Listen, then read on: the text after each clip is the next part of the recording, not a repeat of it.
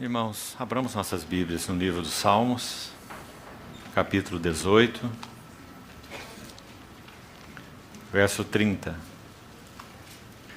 O caminho de Deus é perfeito, a palavra do Senhor é provada.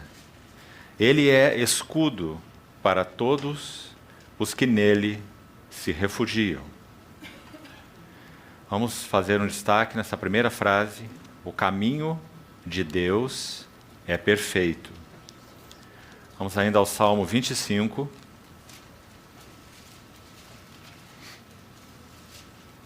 Versículo 4. Aqui há uma oração. Faze-me, Senhor, conhecer os teus caminhos. Ensina-me as tuas veredas. Faze-me conhecer teus caminhos. Ainda, verso 9. Guia os humildes na justiça e ensina aos mansos o seu caminho. Ainda o verso 12. Ao homem que teme ao Senhor, ele o instruirá no caminho que deve escolher. Salmo 86, verso 11. Ensina-me, Senhor, o teu caminho, e andarei na tua verdade. Dispõe-me o coração para só temer o teu nome. Ainda mais um salmo, 95, versos 10 e 11. Durante 40 anos estive desgostado com essa geração e disse: é povo de coração transviado, não conhece os meus caminhos.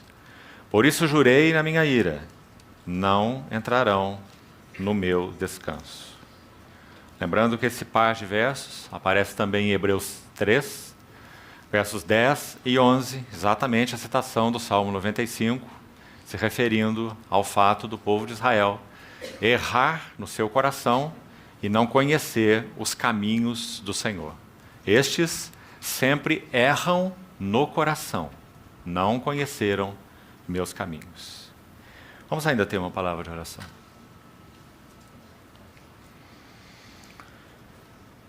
Querido Pai Celestial, somos muito agradecidos, porque consideramos um grande privilégio nos reunirmos no nome do Teu Filho, o Senhor Jesus. Obrigado também por termos Tua santa palavra aberta diante de nossos olhos. Ela realmente é lâmpada para os nossos pés e luz para os nossos caminhos. Por isso nós oramos como salmista, que o Senhor abra os nossos olhos para que possamos conhecer os Teus caminhos e sermos ensinados nas Tuas veredas. Usa esse tempo de comunhão, lançando pelo Teu Espírito profunda luz nos nossos corações, para que sejamos confrontados, alentados, encorajados, advertidos, e tudo aquilo que o Senhor mesmo, por Tua graça, deseja realizar nos nossos corações, nesse tempo de comunhão. Nos entregamos a Ti, Senhor, e esperamos toda provisão de Ti. Em nome de Jesus. Amém. Queridos irmãos, hoje então, com a ajuda do Senhor, damos o primeiro passo de 4, se o Senhor permitir, nesse fim de semana prolongado. E o encargo que o Senhor tem depositado no meu coração para esses dias é falar algo sobre o caminho da experiência espiritual. Na verdade, esse encargo já tem permanecido no meu coração há algumas semanas ou meses. Nós tivemos, há 2 ou 3 semanas atrás, um encontro em um outro contexto, onde buscamos estudar inicialmente, não podemos completar pela extensão, os chamados Maskil, ou salmos didáticos. Aqueles salmos são numa série de 14, conforme a divisão de nossas Bíblias, e 13 no original, já que os salmos 42 e 43 são um salmo só no texto original. Então, 14 salmos na nossa Bíblia, 14 salmos devido à numeração. O que há de interessante ali foi o assunto então passado, não é nosso assunto para agora, apenas fazendo uma conexão aqui, é que esses chamados masquil, palavra que aparece unicamente nos Salmos e em nenhum outro lugar na Bíblia, tem o sentido de instrução, de prudência, de ser instruído. E aqueles salmos, por isso, são chamados de didáticos, ou salmos de instrução, salmos didáticos. Assim é traduzido na nossa versão em português, masquil, salmo didático. Eles apresentam um caminho de experiência espiritual. Esse é o ponto. Quando nós estudamos aqueles masquil um a um, nós vamos ver que não apenas eles apresentam um caminho de experiência espiritual, mas apresentam um caminho ascendente de experiência espiritual. Sabe, irmãos, isso de muitas maneiras deve nos interessar, por diversos motivos. Se o Senhor permitir, gastaremos tempo, toda a reunião de hoje, fazendo uma necessária introdução para esse tema, que certamente irá nos ajudar, creio assim, espero no Senhor, a sermos checados nesse assunto, particularmente do subjetivismo, no que concerne à experiência espiritual. Todos nós temos muita dificuldade no que concerne a entender bem esse caminho do progresso espiritual, ou da experiência espiritual verdadeira, genuína, que realmente tem sentido, tem conteúdo e consistência diante do Senhor. Porque nós somos, por natureza, extremamente subjetivos e subjetivistas. Então, a grande ajuda que recebemos, naquele primeiro contexto que eu abordava, os masquil, é que nós temos descrito nos Salmos, de uma maneira única, realmente singular, o caminho da experiência espiritual. Interessante que o primeiro Salmo já mostra a primeira base: arrependimento e perdão. Esse é o primeiro passo na jornada e na experiência espiritual. E assim nós temos, como falamos, 14 salmos. E eles passam por vários temas, é claro, já que é um caminho ascendente. Então ele vai falar de arrependimento, perdão, justificação, bem-aventurado o homem cuja iniquidade é perdoada e cujo pecado é coberto. Salmo 32 é o primeiro dos 14 masquil. Então ele prossegue até o Salmo 142 ou 3, se não me engano, o último deles, traçando uma jornada, um caminho ascendente de experiência espiritual, passando inclusive pelo assunto da batalha espiritual. Infelizmente, esse é um outro tema em que, de modo geral, nós somos muito pouco conscientes. O que significa na vida cristã a batalha espiritual? Parece que de tantas maneiras, uma geração de modo geral hedonista na qual nós estamos mergulhados, nós compreendemos, por isso mesmo, muito pouco do assunto batalha espiritual. Mas a Bíblia é tão clara em abordar muitas facetas da batalha espiritual. Romanos, Coríntios, 2 Coríntios 10, Efésios 6 e outros textos mais. Então, o caminho da experiência espiritual, de acordo com aqueles masquilim ou masquil, os salmos didáticos, passa pelo tema batalha espiritual. Mas, como dissemos, esse não é nosso tema para esses dias. Nós iremos, na verdade, dar um passo para trás do que fizemos nesse contexto anterior, estudando um pouco desses salmos com outros irmãos. Poderíamos dizer que vamos fazer uma introdução a esse assunto dos masquil. Então, estamos andando para trás, ao invés de andar para frente. Mas um andar para trás extremamente necessário. Porque buscaremos entender, usando algumas passagens bíblicas específicas, talvez algo sobre a epístola aos Filipenses, se o Senhor permitir, como a Bíblia é precisa em nos traçar um caminho de experiência espiritual. Claro que cada um de nós tem as suas nuances particulares de experiência com o Senhor. Mas a Bíblia traça um mapa, uma jornada, um caminho, para que nós estejamos seguros se essa chamada experiência espiritual, aqui coloquemos entre aspas, que estamos vivendo, ela é genuína. Um servo do Senhor do século passado disse assim, ouça bem, toda experiência espiritual que não nos acrescentar algo mais da visão espiritual, da glória ou das glórias da pessoa e da obra do Senhor Jesus, devem ser consideradas de nenhum valor. Qualquer experiência espiritual, me permitam repetir, que não acrescente a nós algo mais das visões, das glórias, perfeições da pessoa e da obra do nosso Senhor Jesus, devem ser consideradas sem valor.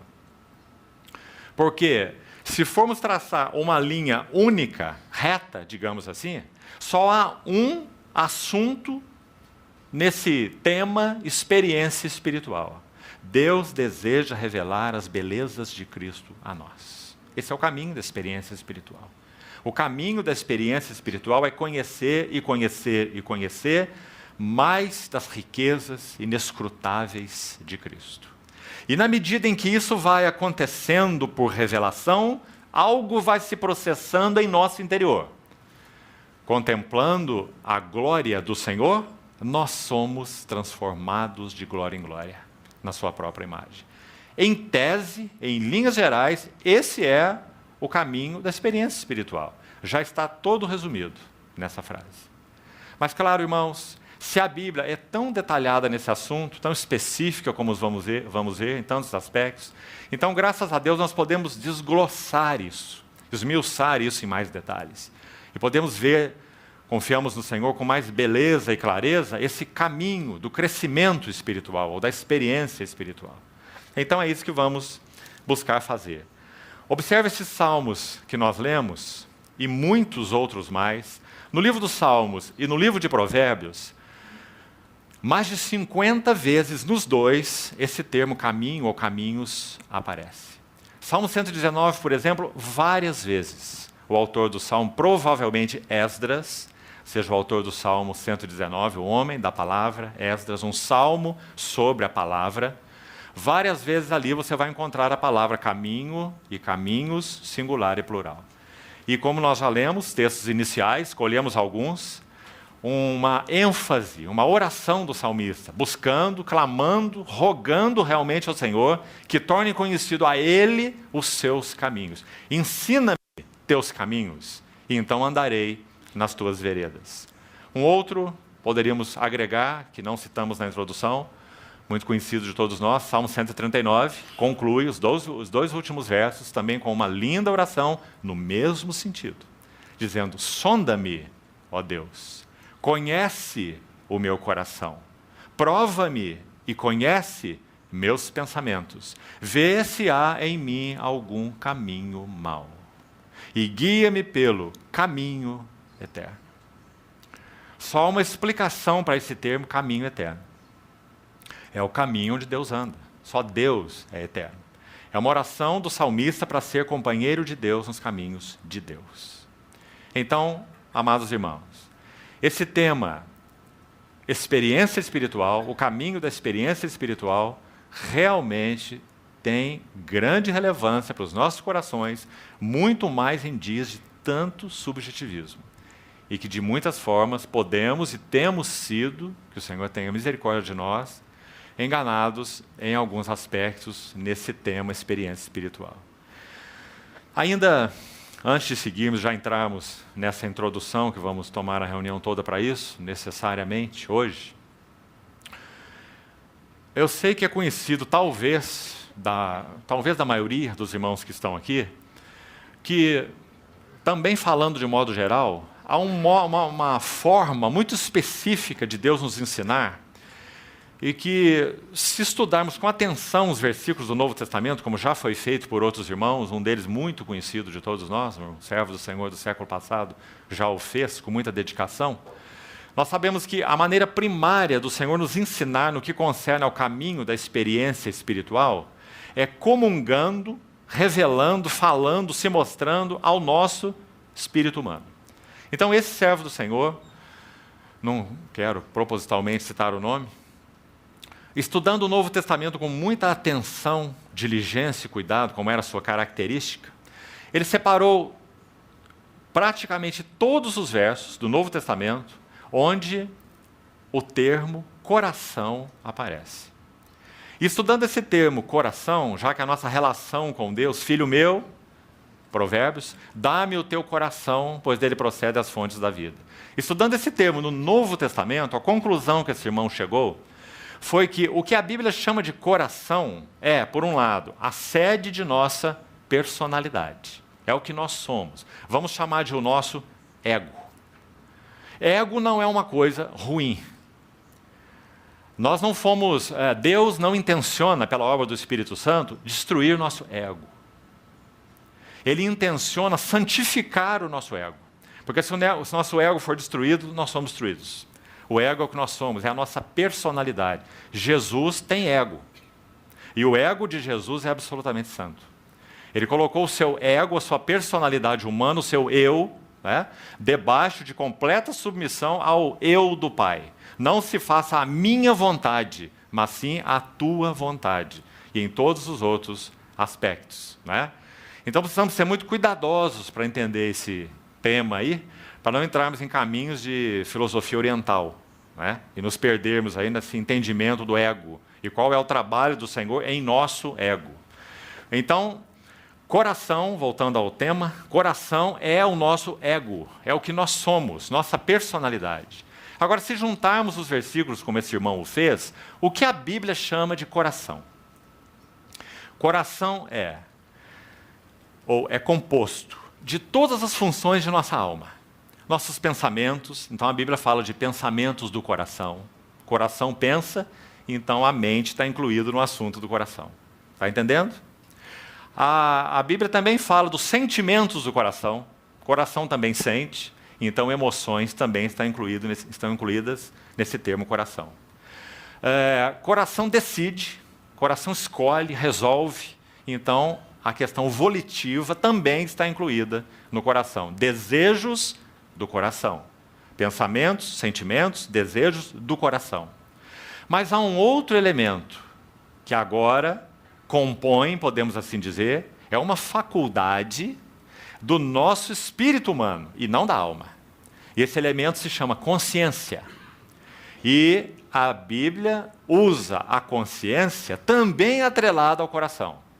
Então não quero alongar muito com isso, vou citar um exemplo. 1 João 3, 20 e 21. Se o nosso coração não nos acusar, quem acusa é a consciência. Romanos 2, Paulo diz que os pensamentos do homem, mesmo sem lei, do gentio, que procede por natureza de conformidade com a lei, Romanos 2, você deve conhecer o texto, ele diz que os seus pensamentos mutuamente acusam-se ou defendem-se, quando Deus julgar o segredo dos corações dos homens. Então essa faculdade específica de acusar ou defender é uma função da consciência.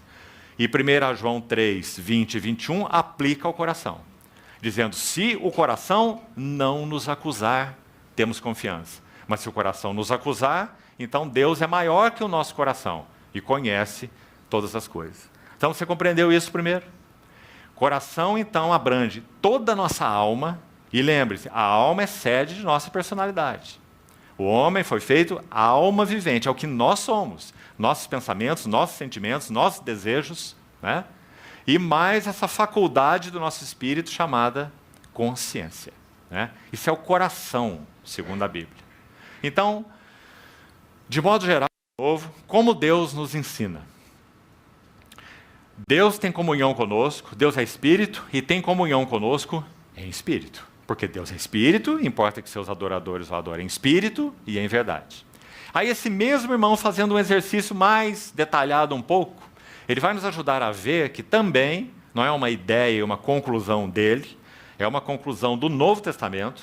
Se você fizer seu estudo, vai chegar a essa conclusão, que o nosso espírito humano ele tem basicamente 3 funções, que também você já deve ter ouvido falar.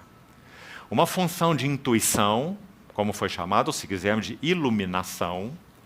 Uma função de comunhão. E a terceira, já citei, consciência. São 3 faculdades do espírito humano. Então, meditando sobre isso, 3 imagens me ocorreram. Eu gostaria de compartilhar com você, que penso ser de ajuda, e vai te ajudar a memorizar o que significa essas funções do espírito humano. Então, pense assim. Intuição ou iluminação. Então pensa em uma lâmpada. O espírito do homem é a lâmpada do Senhor. Provérbios 20, 27. A qual esquadrinha todo o corpo. Então Deus é espírito, tem comunhão conosco no espírito, e Ele ilumina o nosso espírito para que nós conheçamos as coisas de Deus e as coisas do homem. 1 Coríntios 2. Ninguém conhece as coisas de Deus senão o Espírito de Deus. E as coisas do homem ninguém as conhece, senão o Espírito do homem. Então o Espírito de Deus ilumina o espírito do homem para que conheçamos as coisas de Deus e as coisas do homem. Né? Por isso o Espírito do homem é a lâmpada do Senhor. E graças a Deus por esse maravilhoso trabalho da graça. É por causa dessa iluminação que nós podemos conhecer a Deus. Conhecer a Deus seria um assunto impalpável, intangível, inalcançável para qualquer um de nós. 1 Coríntios 2,9. Nem olhos viram, nem ouvidos ouviram, nem jamais penetrou em coração humano o que Deus tem preparado para aqueles que o amam.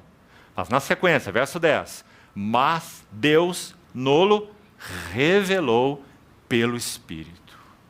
Porque o Espírito a tudo perscruta, até mesmo as profundezas de Deus. Tão claro, né? Então, voltemos lá de uma maneira bem didática. Primeira função do Espírito do homem, receber iluminação do Espírito de Deus. Intuição, como esse irmão chamou, talvez essa palavra iluminação, penso, seja também uma palavra extremamente adequada. Paulo ora assim pelos Efésios: iluminados sejam os olhos do vosso coração para saberdes. Não é assim? Efésios capítulo 1. Então, iluminação, lâmpada. Primeira função do espírito humano, lâmpada, iluminar. Nenhuma luz sobre Deus teríamos, nenhuma luz sobre nós teríamos, sobre nós mesmos. Nenhuma luz sobre nada teríamos, nem sobre a vida, nem sobre o mundo, nem sobre a igreja, nem os propósitos eternos de Deus, nada. Cegos seríamos, a não ser que Deus tomasse uma decisão, e Ele tomou. Comunicar luz ao nosso espírito humano. Deus que disse, de trevas resplandecerá luz. E Ele resplandeceu nos nossos corações, para a iluminação do conhecimento da glória de Deus na face de Cristo. Então está aí, intuição ou iluminação, uma lâmpada. Segundo, comunhão, outra função do espírito humano. Agora, para pensar em um outro objeto para guardarmos, mesa. Talvez não haja um objeto para expressar melhor comunhão do que mesa, não é? Principalmente para os mineiros de Minas Gerais, lugar de ter comunhão na mesa, né? Então, mesa, comunhão. Fiel é Deus pelo qual fostes chamados à comunhão do seu Filho Jesus Cristo, nosso Senhor. A figura é o Pai Celestial de um lado da mesa, nós, os chamados por Ele, do outro lado da mesa, e na mesa, o Filho.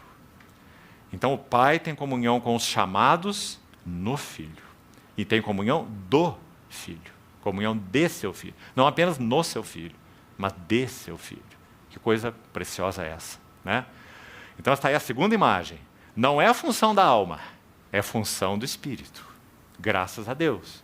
Porque como vamos seguir com a ajuda do Senhor nesses dias, nossa alma é tão volúvel, é tão vulnerável, é tão inconstante e instável.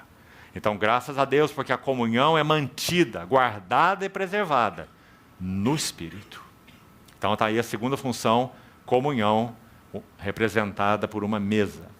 Terceira função que já citamos, consciência. Também somos muito gratos ao Senhor por essa função do espírito humano. Vamos usar um objeto para representá-la, e o objeto seria uma porta, talvez o melhor deles. Porque a consciência no espírito humano tem a função de fazer aquele trabalho ali, regular tudo o que quem está aqui dentro quer que entre ou não quer que entre. E também regular o que quer que saia e o que não quer que saia. Essa é a função da consciência. Tudo aquilo que entra em nosso espírito, a consciência registra, fala, detecta e julga ou critica. Como isso é importante. É a função de juízo. E também o que sai. Se sai, por exemplo, de nossas bocas algo inadequado, a nossa consciência, a função, esse órgão, essa faculdade, consciência do nosso espírito humano, irá falar algo a nós. Você não deveria ter falado assim. Você errou. Você não está certo. Essa palavra foi inadequada. Né? Essa é uma função da consciência. Sabe por quê, irmão? Isso é tão maravilhoso e precioso. Quando o falar de Deus atinge aí a nossa consciência, Nós tentamos muitas vezes, se é o caso, e infelizmente o fazemos muitas vezes, arrazoar com a nossa consciência. Então nós tentamos justificar, nós tentamos de alguma maneira explicar aquilo, mas isso é por causa disso, mas eu falei porque ele também falou, porque isso aconteceu, ou o outro fez, o outro não fez. Nós tentamos driblar a nossa consciência. Mas quando o Espírito Santo fala a nossa consciência, ele não passa primeiro pela nossa mente ou pelos nossos pensamentos. Ele tem um acesso direto à nossa consciência. Isso é uma grande bênção quando ele o faz, né? Mesmo que tentemos driblar a nossa consciência, o Espírito Santo continua tendo um acesso direto à nossa consciência. E quantas vezes ele pleiteia tanto conosco, até que nós cheguemos à conclusão do que ele deseja, né? Então vejam que funções abençoadas, divinas, benditas, né, são essas que o Senhor plantou no nosso espírito. Uma lâmpada para sermos iluminados. Aqueles que andavam em trevas, hoje são filhos da luz. Iluminação para conhecer Deus na face de Cristo.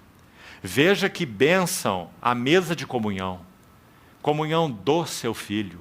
O que Deus tem para nos servir nessa mesa é seu Filho. Nós, os chamados que estamos do lado de lá, estamos nos deleitando na comunhão do Filho. Quanto mais nos deleitamos na comunhão do Filho, mais do Filho é formado em nós.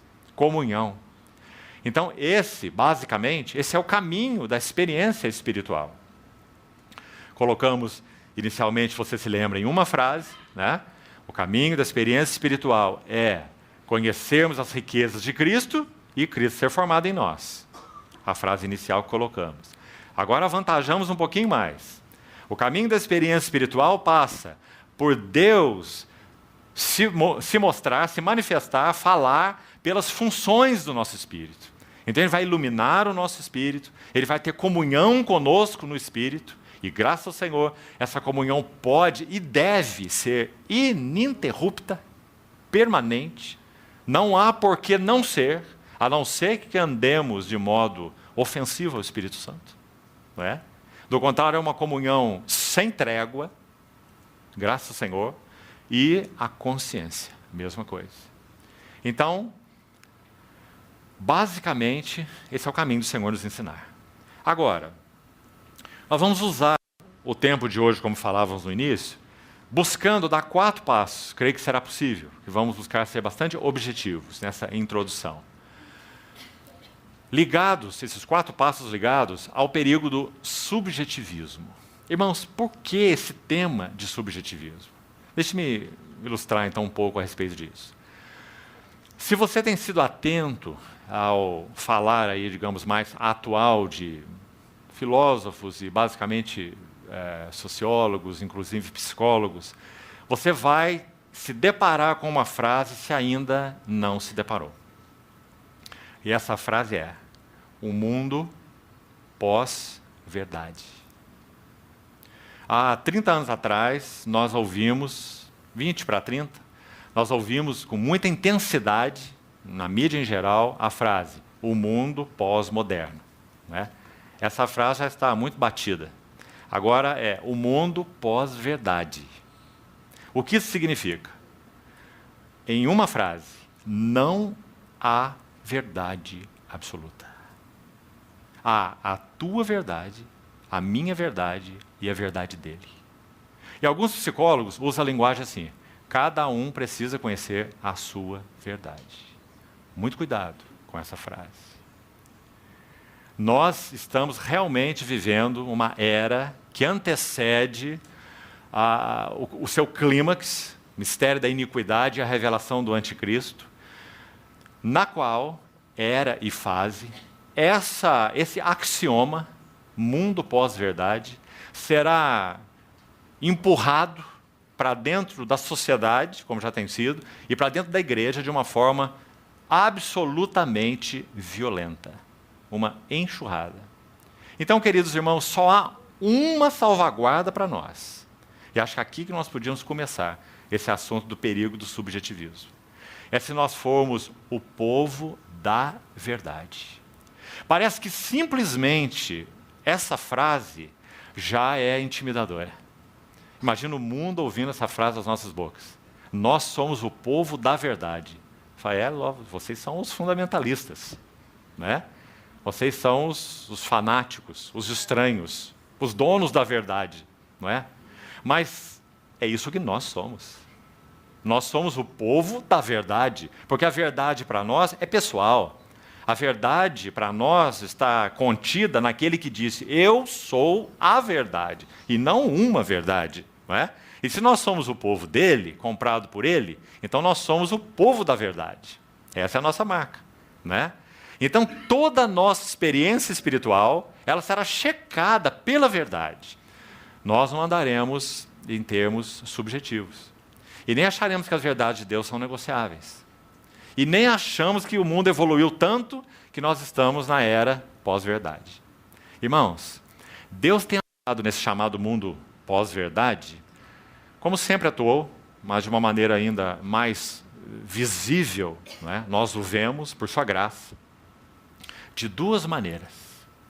A primeira é através de uma soberania restritiva. Se esse Deus bondoso, fiel e amoroso que temos, que conhecemos, não estendesse sua mão e não interviesse com sua soberania restritiva, nós já teríamos nos engolido vivos como geração, devorado uns aos outros. Então Deus intervém com sua soberania restritiva. Ele coloca limites no que o homem é e no que o homem faz. Do contrário, não haveria geração há muitos séculos. A segunda maneira, Deus intervém com a sua soberana graça. Então, por um lado, digamos, sua soberana mão, sua soberania restritiva. Ele diz não e é não, porque ele intervém. Por outro lado, ele intervém com sua soberana graça. E essa sua soberana graça, particularmente, é a sua intervenção na igreja. Agora, queridos irmãos, quando a igreja for retirada, o que será desse mundo chamado pós-verdade? O mistério da iniquidade já opera e aguarda que seja afastado aquele que o detém. Paulo diz aos Tessalonicenses. Então, que era e que hora nós estamos vivendo como igreja do Senhor? Quantos desafios! E como nós precisamos ser o povo da verdade que anda na simplicidade da verdade. E que checa a sua vida, experiências, viver pela verdade. Então, deixe-me citar alguns exemplos para que isso fique mais claro para nós. Primeiro exemplo de subjetivismo. Senhor, nos ajude a checar nossa experiência e nosso coração. Número 1, busca de sensações como evidências da fé. Não estamos interessados em falar de subjetivismo do mundo. Estamos interessados em falar de subjetivismo no cristianismo, para que nós sejamos checados. Então, o primeiro grande desafio que enfrentamos é essa questão de buscar sensações como evidências de fé. Agora, muito interessante que se nós abrirmos nossas Bíblias, vamos fazer isso? Abra, por favor, no livro de Cantares. Aqui recebemos uma graciosa ajuda nesse tema experiência espiritual, no que concerne ao perigo da busca das sensações, para evidenciar a fé, enquanto devia ser o contrário. É a fé que produz os verdadeiros sentimentos espirituais. Por que seria um erro buscar sensações como evidência da fé? Parece que esse tema é um tema apenas para novos convertidos, né? E talvez alguns de nós pensem que já passaram dessa fase e não tem necessidade mais de buscar sensações como evidências da fé.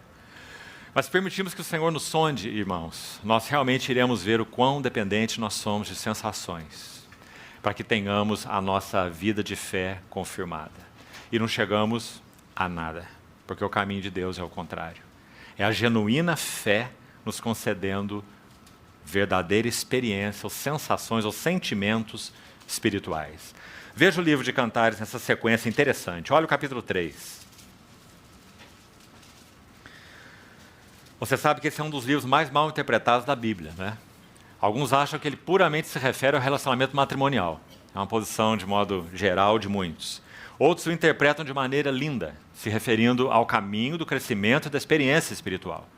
e concordamos com esses últimos. Não entendemos que esse é um livro apenas de relacionamento matrimonial, mas sim relacionamento de Cristo, da igreja e do crescimento espiritual. Então, apenas uns detalhes sobre ele. Olha o capítulo 3. Essa voz da esposa em direção ao seu esposo. Olha o que ela diz. De noite no meu leito busquei o amado de minha alma. Busquei-o e não o achei. Levantar-me-ei, pois, e rodearei a cidade pelas ruas e pelas praças, buscarei o amado de minha alma. De novo, busquei-o e não o achei. Encontraram-me os guardas que rondavam pela cidade, lhe perguntei, vistes o amado de minha alma? Mal os deixei, encontrei logo o amado da minha alma. Primeiro passo. O amado, nesse livro de Cantares, usa o que podemos chamar de um dispositivo do amor.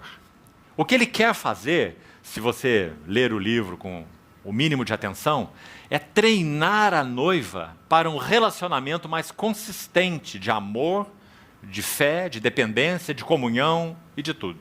Ele está treinando essa esposa. Então, no início, ele é tão volúvel, mas quando o livro vai terminando, nós vemos uma esposa muito mais amadurecida. Então, é um caminho progressivo nesse livro. Observe o que esse amado fez aqui. De noite no meu leito busquei o amado de minha alma, busquei e não o achei. Onde será que esse amado foi? Que ele não estava no seu leito de noite, junto com a sua amada. Não é? Dispositivos do amor.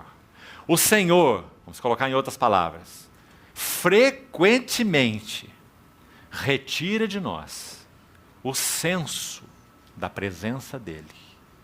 Não a presença dEle, o senso da presença dEle. Para que nós sejamos treinados a viver da fé. Esse é o objetivo de Deus. Agora, nós somos tão viciados, e me permito usar essa expressão, estou usando de propósito, nós somos tão viciados em sensações, que então o trabalho do amado é sério com as nossas almas, para nos desintoxicar das sensações a que estamos tão abençoados. Se sinto assim, ou se sinto assim, se ocorre assim, ou se ocorre assim, então Deus está comigo. Né? Deus retira o senso da sua presença, para que sejamos treinados na vida da fé. Porque a fé não depende em nada de sensações. Por outro lado, e o outro lado só vamos chegar depois, a genuína fé concede genuínos sentimentos espirituais, mas nunca o contrário, nunca. Então, vamos dar um passozinho mais. Olha o capítulo 5, Cântico dos Cânticos mesmo, capítulo 5, verso 6. Basicamente, a mesma ideia. A esposa está lá no seu leito, verso 6, ela diz, abria o meu amado, mas já ele se retirara e tinha ido embora. A minha alma se derreteu quando antes ele me falou. Busquei-o e não o achei. Viu de novo? A mesma. Por que será essa história desse amado estar fugindo e escondendo o tempo todo? Se ele ama a sua amada. Não é? Qual a razão? Essa brincadeira de esconde-esconde. Não é? Chamei-o e ele não me respondeu. Um amado difícil esse. Né? Então os irmãos estão percebendo a maneira do Senhor? Retirar o senso da sua presença, treinando a sua noiva na vida da fé. Olha ainda o capítulo 6, o último passo que vamos dar aqui no livro. Para onde foi o teu amado, a mais formosa entre as mulheres? Que rumo tomou o teu amado e o buscaremos contigo? O coro aí nesse livro está incitando a amada, né? Dizendo que rumo tomou esse que é o amado da tua alma. Onde ele está? Por que ele não fica junto de você e não te mantém com as sensações amorosas? Então está aí um exemplo tão simples, tão lindo, desse treinamento proposital do noivo, para então adequar a amada nessa vida da fé. Agora, abram comigo, por favor, Colossenses, mais um texto, para nos ajudar ainda nesse tema, relacionado à busca de sensações. Olha como Paulo coloca isso na Epístola aos Colossenses. Colossenses capítulo 2, vamos ler versos 18, também o 19. Colossenses 2.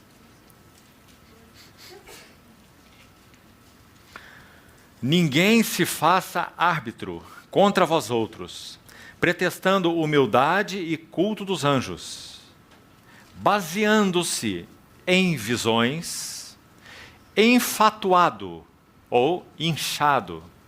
É a ideia dessa palavra. Inchaço não é um crescimento, não é crescimento, muito menos saudável, não é?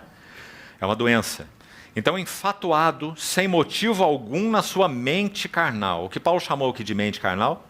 Pretexto de humildade, culto de anjos e basear-se em visões. Irmãos, isso nada mais é do que busca de sensações. Então, Paulo está muito claramente escrevendo aos irmãos colossenses, condenando uma vida cristã baseada em sensações. Culto de anjos, visões. Enfatuado sem motivo nenhum na sua mente carnal. E não retendo a cabeça, da qual todo o corpo, suprido e bem vinculado por suas juntas e ligamentos, cresce o crescimento que procede de Deus. Um detalhe aqui interessante, essa última frase do verso 19. Na verdade, o texto original tem mais a ver com a seguinte tradução: por suas juntas e ligamentos cresce com o aumento de Deus. Então, como que o corpo de Cristo cresce? Com o aumento de Deus nele. Então, esse corpo cresce quando Deus nele aumenta. E quando que Deus nele aumenta? Quando a cabeça é retida. Isso é vida da fé, não é? Não é baseando-se em visões. Não é pretexto de humildade.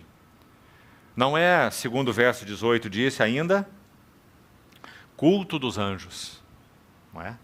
Quanto tipo de sensações. Então, irmãos, busca de sensações como evidência de fé é um caminho de erro.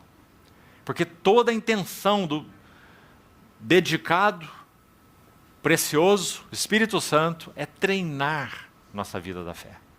Então, vamos para o lado positivo desse aspecto, desse primeiro ponto aí, as sensações como evidência de fé. Será então que nós estamos condenados a uma experiência espiritual sem sensações? Será?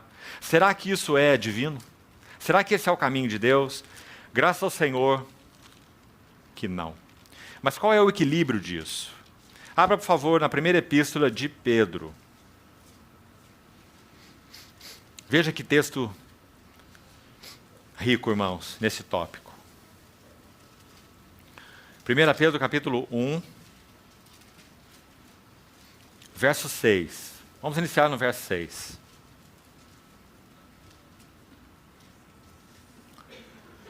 Desde o verso 3, Pedro fala dessa eleição de Deus segundo a sua misericórdia, regeneração, a herança incorruptível nos céus, né? É o contexto aí que você certamente conhece. No verso 6 ele diz, nisso exultais. Embora no presente, por breve tempo, se necessário, sejais contristados por várias provações. Os irmãos estão vendo por que o Espírito Santo deseja nos treinar na vida da fé? Esse versículo está começando a deixar claro para nós. É impossível que um cristão viva no mundo sem várias provações, sem vários sofrimentos, de toda sorte. Então, se não formos treinados na vida da fé, nós iremos naufragar na fé, porque iremos buscar sensações como evidências da fé. Então, aqui Pedro coloca o contrário. Ele diz, exultais contristados por várias provações, para que o valor da vossa fé, está vendo? O treinamento, uma vez confirmado, mais precioso do que o ouro perecível, mesmo apurado por fogo, redunde em louvor, glória e honra na revelação de Jesus Cristo, a quem, não havendo visto, há mais. De novo, veja a ênfase da fé. Não o vimos e o amamos. Não vendo agora, mas crendo, exultais, mais uma vez a palavra exultais, com alegria indizível e cheia de glória. Em outros contextos, em outros tempos em que estivemos juntos, aqui mesmo, com os irmãos, em Londrina, Me lembro que li para os irmãos um texto pequeno do diário de Jonathan Edwards, falando sobre uma das suas experiências espirituais. O tema era esse. E nessa pequena frase, ele comenta que em 1737, quando caminhava por um bosque em função de sua saúde e tal, ele vai descrevendo assim o relato, e então fala da sua experiência espiritual. Obviamente, uma experiência espiritual genuína. Obviamente, uma experiência espiritual que o tomou de surpresa. Conhecendo esse irmão, aqueles que o conhecem pela sua literatura, sabem que ele não foi aquele bosque buscando sensações espirituais. Ele era um homem de fé e que vivia a vida da fé. E ele descreve o que aconteceu com ele naquele bosque. As sensações, as experiências espirituais derivadas da contemplação de Cristo, derivadas da visão da glória de Cristo. Ele diz que foi tomado por uma visão da glória de Cristo, e ele não explica se essa visão foi física, muito provavelmente não, mas sim visão espiritual. Tomado por uma contemplação, uma visão, um vislumbre da glória de Cristo de tal maneira, que então ele disse que por cerca, ele diz, não posso precisar quanto tempo isso durou, mas talvez cerca de 1 hora. E na maioria desse tempo, eu estava imerso em copiosas lágrimas, assim ele descreve. Agora, se você não conhece essas coisas sobre Jonathan Edwards, você se espanta, porque ele era um homem extremamente racional. Ele é conhecido ainda hoje como o maior filósofo dos Estados Unidos. Não houve ninguém maior que ele até hoje. Esse irmão precioso em Cristo, Jonathan Edwards. Um intelectual ele era. Ele vai descrever algo das suas experiências espirituais no seu diário íntimo. Posteriormente, esse diário foi divulgado.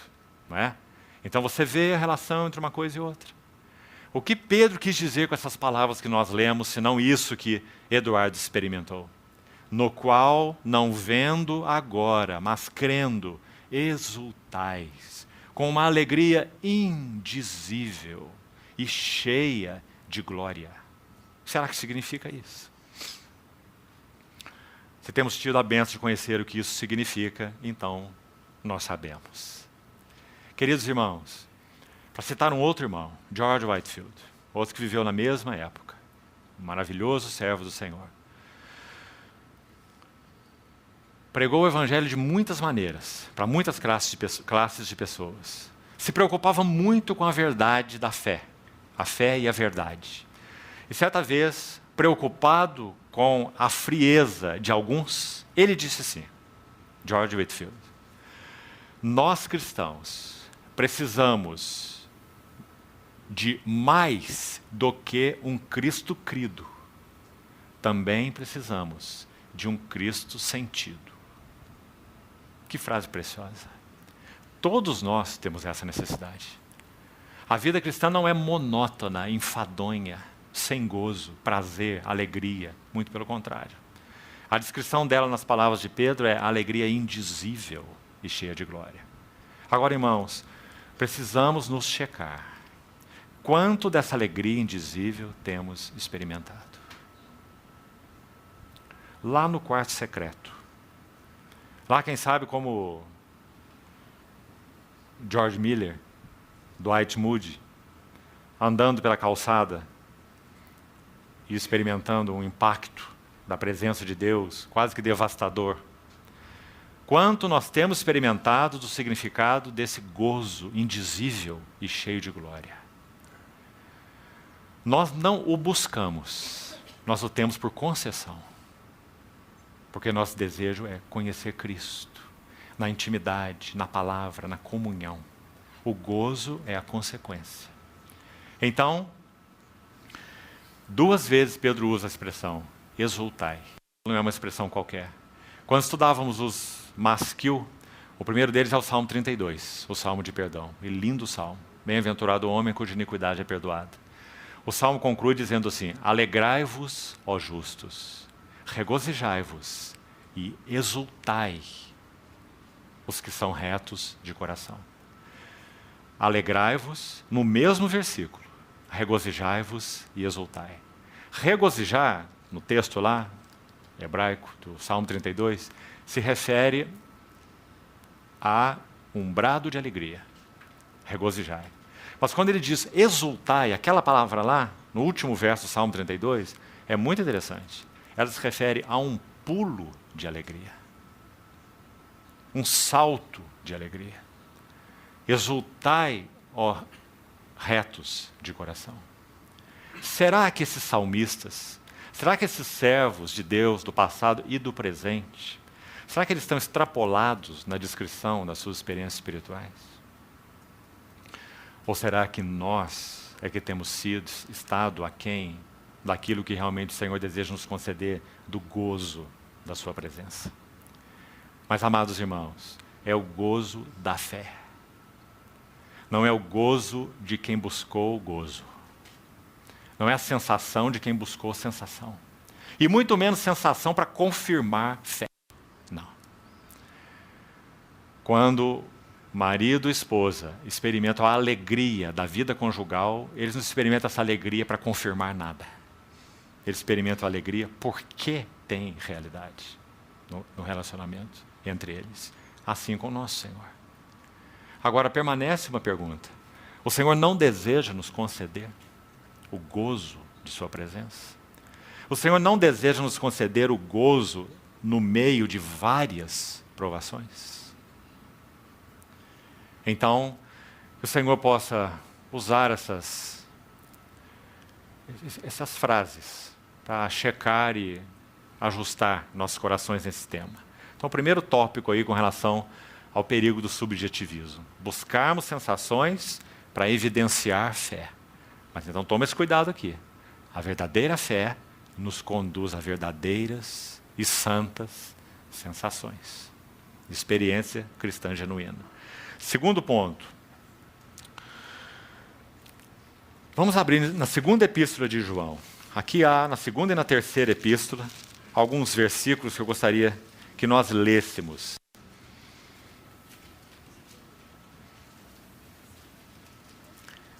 Para buscarmos um segundo ponto que pode ser de ajuda para nós aqui. Basearmos fé em experiências, segundo erro. O primeiro, buscar sensações para evidenciar a fé. Agora o segundo, buscar ou basear fé em experiências.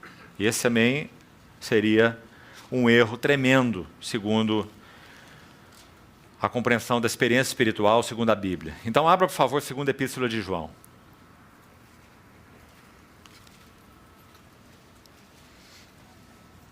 Nós estamos falando do mundo pós-verdade, então escute o que João tem a nos dizer, nesses poucos versículos que introduzem essa epístola. O presbítero, a senhora eleita, e aos seus filhos, a quem eu amo na verdade. Queria que você observasse quantas vezes João vai usar a palavra verdade. O que será que João quis dizer com amo na verdade? Nós podíamos, sabe, irmãos, termos um estudo aqui sobre esses 4 versículos que nós vamos ler. Para essa noite, só esses 4 versículos. Que lindos eles são. João está falando que não é um amor de emoção, não é um amor subjetivo, não é um amor de simpatia, não é um amor de empatia, não é um amor porque gosto dessa característica ou daquela outra, daquele fulano ou daquele ciclano. Está compreendendo isso tudo? Quanto do nosso relacionamento é baseado nessas coisas, que são totalmente espúrias, uma areia movediça. Mas João não faz referência a nenhuma delas. Ele diz, meus filhos eu amo na verdade. Essa era a base sobre a qual João amava. Qual é a base sobre a qual nós amamos uns aos outros? Nós amamos uns aos outros na verdade. Qual é a verdade? Cristo nos amou e se entregou a si mesmo por nós. E nós pertencemos a Ele, pertencemos uns aos outros. Nós não nos amamos com base em afinidades, nem em simpatias, nem em características de personalidade, nem em nada. Se fazemos, erramos. Violamos a lei do amor na casa de Deus. Então, meus filhos a quem eu amo na verdade. E não somente eu, mas também todos que conhecem a verdade. Esse é o apóstolo da verdade, não é? Você sabe que João usa a palavra verdade no evangelho dele, no evangelho, apenas no evangelho, se não me engano, 25 vezes. Não somente eu, repetindo, mas todos que conhecem a verdade, por causa da verdade, que permanece em nós e conosco estará para sempre, está vendo? Nós somos o povo da verdade. Nós possuímos a verdade e a verdade nos possui. Não é? Verso 3. A graça, a misericórdia e a paz da parte de Deus Pai e de Jesus Cristo, o Filho do Pai, serão conosco. Como, irmãos, serão conosco? Graça, misericórdia, paz serão conosco como? Em verdade e amor. Os irmãos estão vendo? Verso 4. Fiquei sobremodo alegre em ter encontrado dentre os teus filhos os que andam na verdade. Parece que João não sabe falar outra coisa, só a verdade. Os irmãos estão vendo? Irmãos, todo esse movimento também avassalador nos nossos dias e só irá se intensificar. Ecumenismo. Unidade, unidade, unidade, unidade. Quanto mais se prega sobre unidade, mais divisões nós temos. Não é? Por quê? Porque a base da unidade qual é? Verdade. Não há unidade genuína e nem que interesse para Deus, que não seja baseada exclusivamente na verdade. Então nunca se esqueça isso, amado irmão. A verdade é a base da unidade. É claro que a verdade se refere aqui à verdade essencial. O Deus triuno, a encarnação, a obra do verbo, e etc. Aquilo que é essencial, na verdade, há coisas que são secundárias. Não é? E deixa o secundário no secundário. Não vamos criar problema por causa disso. Não é? Mas se não houver uma base sólida da verdade com V maiúsculo, em Cristo e bíblica, revelada, sobre a qual nós temos comunhão, então não temos comunhão nenhuma. Nós temos relacionamento baseado em alguma coisa que não é a verdade. E nem temos unidade bíblica, porque a unidade bíblica é um subproduto da verdade. Por isso Paulo em Efésios 4 vai dizer, preservando a unidade do Espírito no vínculo da paz. Né? Como podemos preservá-la? Guardando a verdade. Então aqui está João, com essas palavras tão lindas, com ênfase na verdade, andar na verdade, conhecer a verdade, por causa da verdade, um amor na verdade. Não é? Agora, veja como ele inicia a terceira epístola. Logo em seguida aí, 3 João. O presbítero ao amado Gaio, a quem eu amo na verdade. A mesma expressão repetida agora para a pessoa de Gaio. Né? Eu o amo na verdade. Amado, acima de tudo, faço votos por tua prosperidade e saúde, assim como é próspera a tua alma. Pois fiquei sobremodo alegre pela vinda de irmãos e pelo seu testemunho da tua verdade. Em que sentido? Gaio tinha uma verdade particular que era só dele? Claro que não. João está dizendo que aqueles irmãos deram testemunho de que Gaio era um homem da verdade. Né? Como tu andas na verdade. Não tenho maior alegria do que esta, a de ouvir que meus filhos andam na verdade. Por isso, de novo, Efésios 4. Seguindo a verdade em amor, cresçamos em tudo, naquele que é o cabeça. Né? Então, aí está. Deixe-me citar, ainda nesse tópico, buscar evidências da fé, né? Buscar basear fé em experiências, mais uma vez.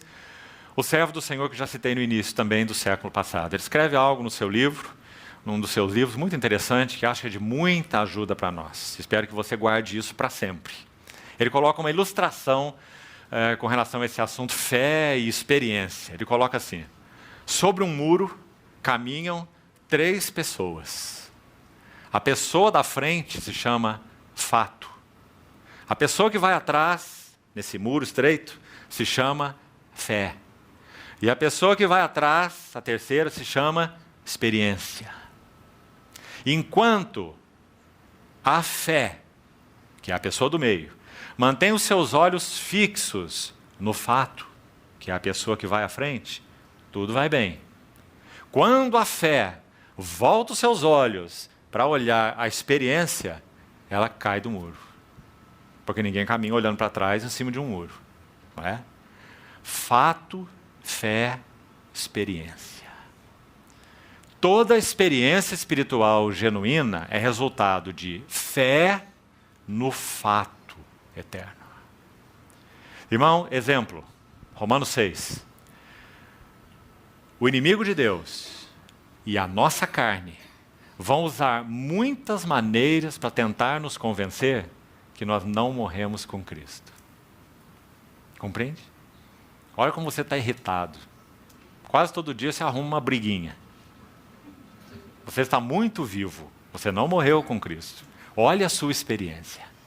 Compreendeu? O que é que você vai responder? Um outro servo do Senhor, também do século passado, um outro irmão ainda, estava vivendo um tempo de uma esterilidade ministerial enorme. Agora, o que ele chamou de esterilidade ministerial era o seguinte: ele conhecia a Bíblia inteira, dava aulas bíblicas e disse que ele poderia pregar sobre qualquer livro da Bíblia, sem nenhum esboço, colocando as suas ideias centrais, a sua carga de cada um dos 66 livros da Bíblia. Esse era o irmão que disse que estava vivendo esterilidade espiritual no seu ministério. E estava mesmo.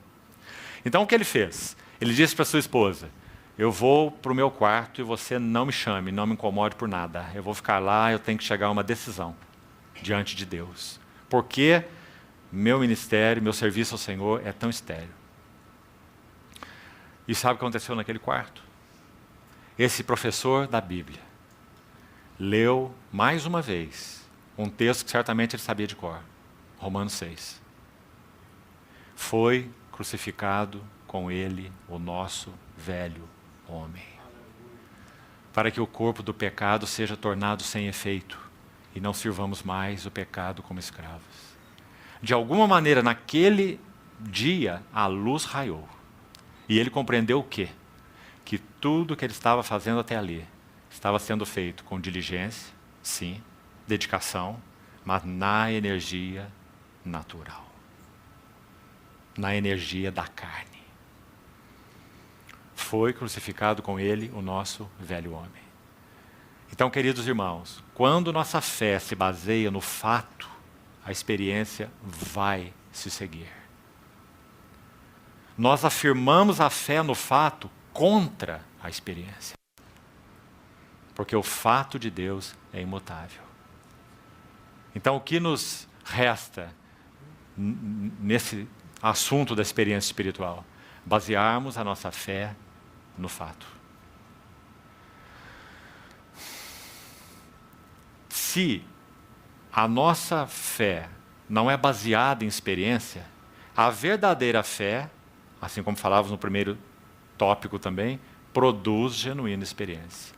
Aqui quero lembrar uma outra frase de um outro irmão, muito linda, um servo do Senhor de imenso fervor, também do século XX. Ele disse assim: quando as verdades de Deus não passam pelo filtro de lágrima dos nossos olhos, tem pouco proveito para o nosso coração. O que ele quis dizer? Que, embora os fatos de Deus permanecem fatos sempre, graças a Deus por isso, há necessidade de que a nossa fé abarque, se aproprie do fato. E quando nossa fé se apropria do fato, resultado, sentimentos genuinamente espirituais. Então a palavra de Deus realmente toca o nosso coração, as verdades de Deus nos comovem, nós nos deleitamos nelas, nós podemos dizer: o Senhor fala conosco pessoalmente, intimamente, né? Então, não erremos também nesse segundo aspecto pelo lado oposto. A verdadeira fé, sim, produz experiência espiritual, mas a fé não é apoiada em experiência espiritual, né? Sustentada por experiência espiritual. Vamos ao último texto nesse tópico, e vamos partindo para o final. Isaías 50. Esse é um rico capítulo sobre o servo do Senhor, nosso Senhor Jesus. Verso 10 diz assim: quem há entre vós que tema ao Senhor e que ouça a voz do seu servo? Ele andou em trevas sem nenhuma luz, e ainda assim confiou em o nome do Senhor e se firmou sobre o seu Deus. Aí está nosso Senhor Jesus, o servo do Senhor, vivendo uma absoluta vida de fé. Quando ele olhava para João, para Pedro, para Tiago, para as circunstâncias, para aqueles que o seguiam, só trevas. andou em trevas sem luz nenhuma, e ainda assim confiou em o nome do Senhor e se firmou sobre o seu Deus. Agora o verso 11 é uma exortação, diz assim: Eia todos vós, que acendeis fogo, vos armais de setas incendiárias. Andai entre as labaredas do vosso fogo, e entre as setas que acendestes. De mim é que vos sobrevirá isto, e em tormentas vos deitareis. Está se referindo ao povo que buscava um caminho de escape aí por si mesmo, né? Ao invés de ouvir a voz do Senhor, se arrepender e se voltar para o Senhor, eles buscavam um caminho aberto por si mesmos, pelas suas tochas, ou setas incendiárias. Então o Senhor diz: vocês acenderam esse fogo, nesse fogo vocês vão perecer. Então, mais uma vez, a ênfase da vida da fé. E que maravilhoso é que esse texto, desde o verso 4, vem falando do nosso Senhor Jesus. Podemos dizer, açoitado e firme na fé. Cuspido, esbofeteado, arrancaram suas barbas, está tudo aí no texto. E firme na fé. Andou em trevas, sem luz nenhuma. E ainda assim confiou em o nome do Senhor. Terceiro ponto, já estamos indo para a conclusão. Busca de sinais visíveis, mais um assunto sério na questão de subjetivismo. Vamos examinar rapidamente 2 Coríntios, capítulo 4 e alguns versos do capítulo 5. Busca de sinais externos, sinais visíveis.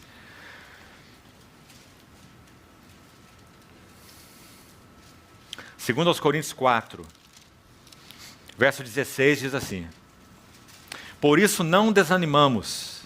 Pelo contrário, mesmo que o nosso homem exterior se corrompa, contudo o nosso homem interior se renova de dia em dia. Porque a nossa leve e momentânea tribulação produz para nós eterno peso de glória, acima de toda comparação. Olhe com atenção esse verso 18. Não atentando nós nas coisas que se veem, mas nas que se não veem. Porque as que se veem são temporais, e as que se não veem são eternas. Onde há espaço para a busca de sinais externos nessa passagem? Sinais visíveis, podemos assim dizer. Seja da presença do Senhor, da aprovação do Senhor, ou seja lá o que for. Então, caminho de subjetivismo, mais uma vez. Busca de sinais visíveis, busca de sinais externos. Irmãos, precisamos ser confrontados com essas coisas, para que o Senhor nos livre desse caminho de externalidades, para que realmente sejamos treinados numa vida da fé. Muito mais isso se fará necessário, quanto mais o dia do Senhor se aproximar. Ainda aí no capítulo 5, avançando um pouquinho, diz assim, vamos ver o 6, e com ênfase no verso 7. Verso 6 diz: Temos, portanto, sempre bom ânimo, sabendo que enquanto no corpo estamos ausentes do Senhor. Que expressão interessante essa de Paulo, né? Um homem cheio da presença do Senhor, um homem que andava diante da face do Senhor, né? Está dizendo, enquanto neste corpo estamos ausentes do Senhor.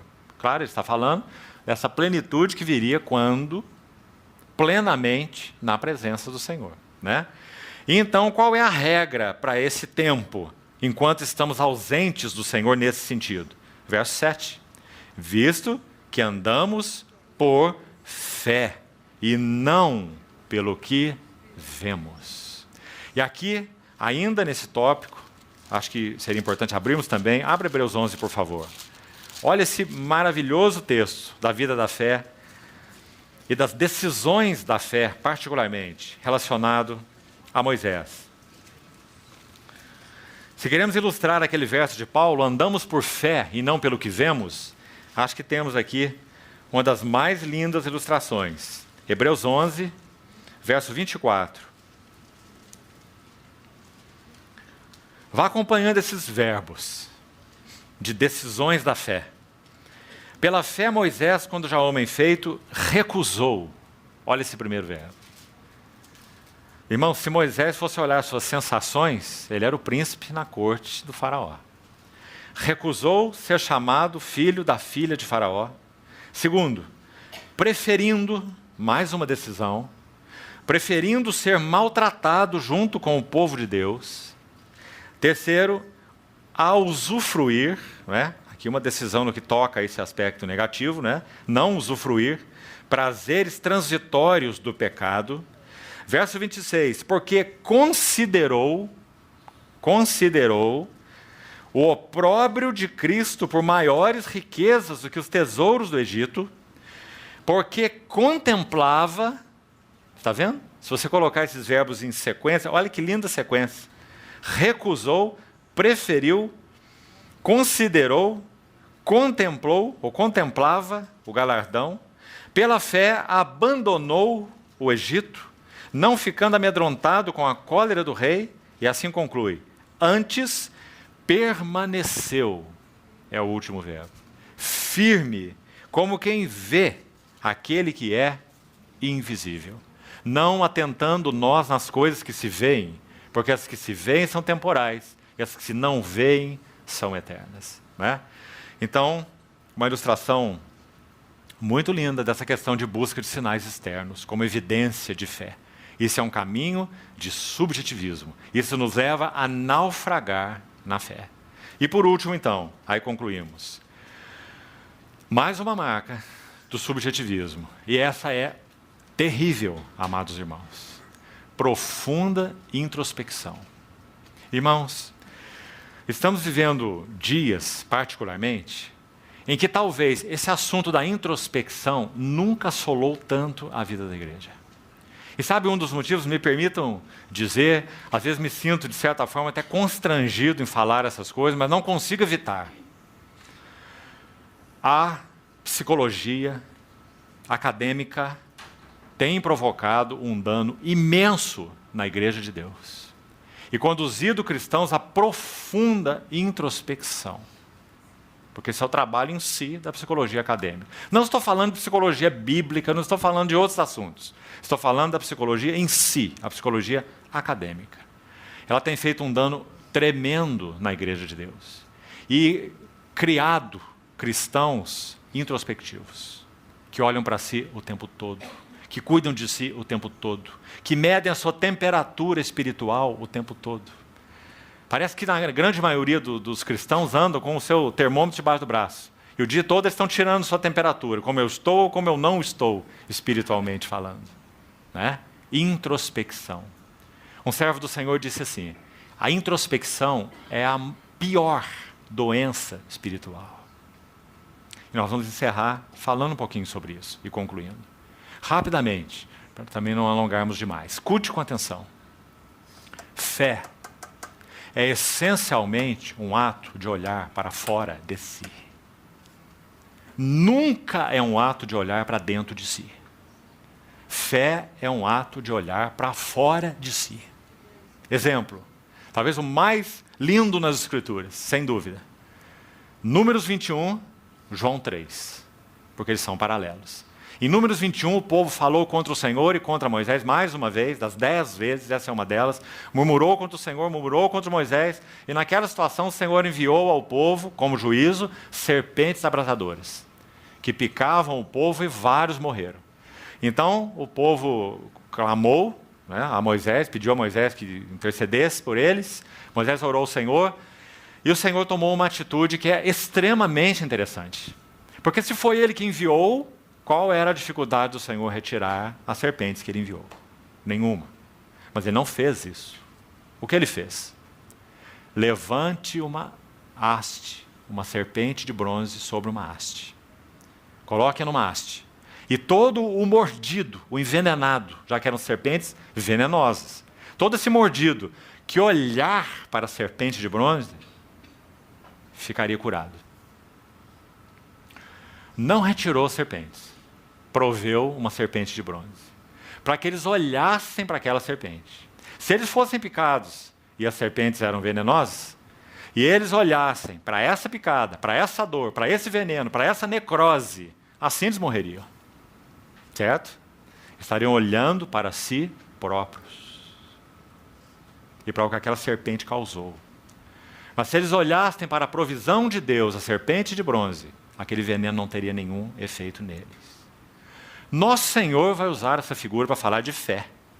Assim como Moisés levantou a serpente no deserto Importa que o Filho do Homem seja levantado, para que todo que nele crê tenha vida eterna.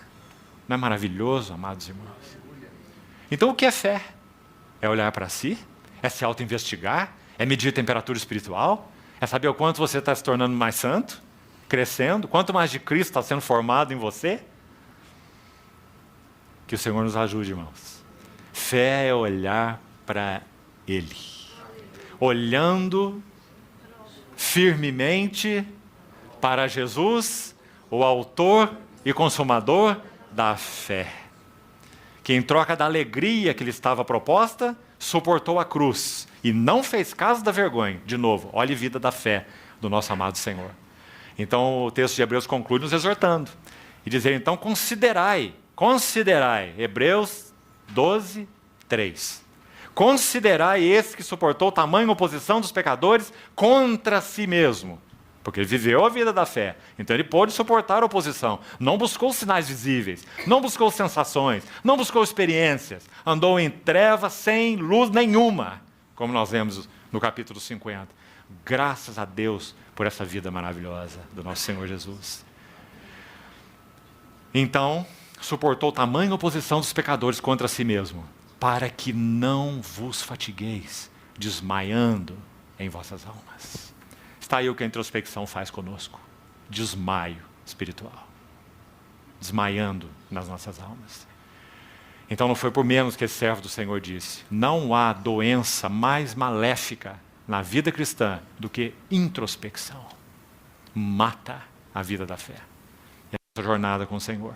Fé é olhar para outro. Fé é olhar para fora. Quanto mais da beleza de Cristo vemos, mais nós vemos aquilo que é necessário ver sobre nós.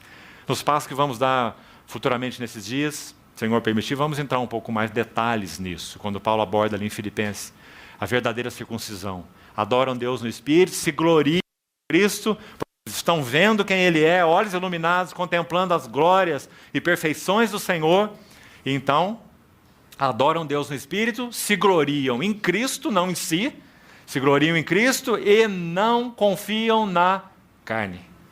Irmãos, a única maneira de conhecermos os contornos serpenteantes que essa nossa carne tem é olharmos para Ele. Se tentarmos conhecer isso fazendo autoexame, nós estamos aniquilados. É na tua luz vemos a luz, porque em ti está o manancial da vida. Então está aí o quarto elemento, essa profunda introspecção. Agora, eu listei uns resultados aqui, e eu queria citar para os irmãos. Nós vamos terminar com eles, não vou explicar nada sobre eles, não. Faça você o seu exercício. Para mim, são os resultados mais óbvios da introspecção e não poderia deixar de ser os mais terríveis. E veja, primeiro resultado de uma vida introspectiva: angústias. Muitas vezes aquela angústia volante. Sabe o que é angústia volante? É que você não sabe de onde veio nem para onde vai. Você só diz, estou angustiado, eu não sei, uma angústia. Não é? Irmãs não são especialistas em falar isso para seus maridos, né? Estou com uma angústia hoje, não é assim? Chama angústia volante. Angústia sem causa. Sabe qual é a causa? Introspecção. Então, primeira causa, a primeira consequência é a angústia. Segunda, também muito óbvia, instabilidade espiritual. Não dá, irmãos, para termos uma vida constante com o Senhor, andando de modo introspectivo, consultando a nós mesmos o tempo todo. E você, a terceira característica, eu vou citá-la para exemplificar com a ilustração que eu ia dar: incapacidade de se envolver com outras pessoas. O introspectivo é incapaz de se envolver, porque ele pensa em si o tempo todo. Ele pensa no que ele falou e no que ele não falou, no que ele fez e no que ele não fez, no que ele devia e no que ele não devia ter feito, pensado ou falado. Não é? Ele é o centro de todas as coisas. Isso é o introspectivo. Né? E todos nós, por natureza, digamos assim, estamos nesse laço, porque o pecado fez isso conosco. O pecado nos introverteu. Não é? Então, Está aí, o terceiro, incapacidade de se envolver. Como podemos viver a vida da igreja? Como podemos nos envolver uns com os outros? Como podemos servir uns aos outros? Como podemos ter uma mão única no serviço ao Senhor, no amor, e não aquela escondida e fica esperando retribuição? Impossível se vivermos vidas introspectivas, né? Não conseguiremos nos envolver. Terceiro, ou quarto, depressão. Irmãos, uma das maiores fontes de depressão é a introspecção. A outra, o polo oposto dela, soberba. Considerando-nos suficientes, capazes, e seja lá o que for, né? Porque somos introspectivos. Então, nossa avaliação é superfaturada, né? A depressão e a soberba são polos extremos do mesmo problema, da introspecção. E por último, também sugeriram, e esse mais grave, devaneios mentais. Sabe, queridos irmãos, nós temos tido a oportunidade de comunhão com muitos irmãos e jovens em particular, em muitos contextos. Tem sido grande a luta de jovens atualmente com devaneios mentais. Devaneios.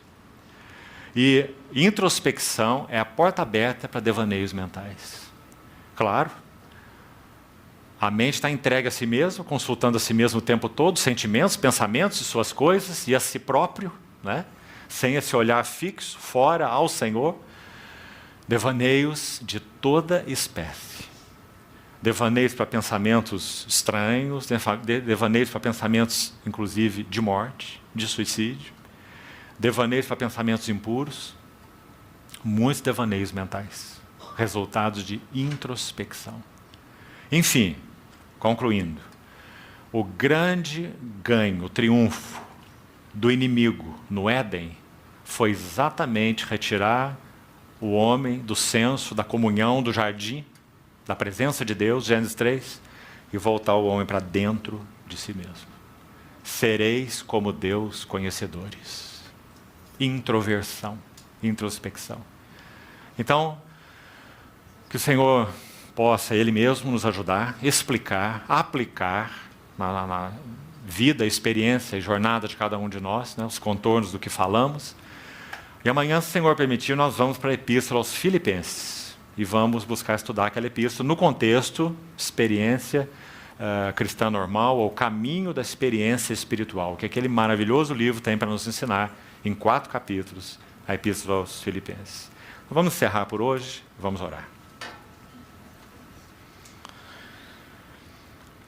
Senhor, nós entregamos a Ti com confiança, uma vez mais, as nossas vidas, o nosso coração, os nossos pensamentos, nossos sentimentos, e pedimos ao Senhor que faça esse trabalho tão único, santo, divino, que só o Senhor pode, aplicar a Tua palavra como uma adaga afiada de 2 gumes dentro de nós, separando aquilo que precisa ser separado, o terreno do celestial, a carne do espírito.